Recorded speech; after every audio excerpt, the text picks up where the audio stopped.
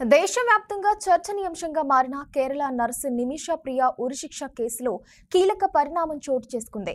యెమెన్లో తన వ్యాపార భాగస్వామి తలాల్ అబు మహాదిని 2017లో హత్య చేసిన కేసులో దోషిగా తేలడంతో స్థానిక ప్రభుత్వం ఆమెకు మరణశిక్ష విధించింది.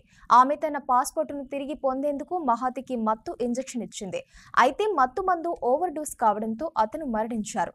అనంతరం ఆమె అతని మృతదేహాన్ని వాటర్ ట్యాంక్లో పడేసినట్లు పోలీసులు నిర్ధారించారు.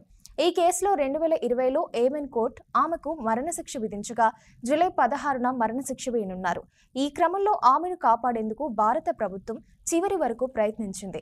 ఈ మేరకు యెమెన్ ప్రభుత్వంతో సంప్రదింపులు చేసేందుకు ప్రయత్నం చేయగా సఫలం కావడంతో చివరి నిమిషంలో నిమిషా ప్రియ ఉరిశిక్ష వాయిదా వేస్తున్నట్లు యెమెన్ ప్రకటించింది.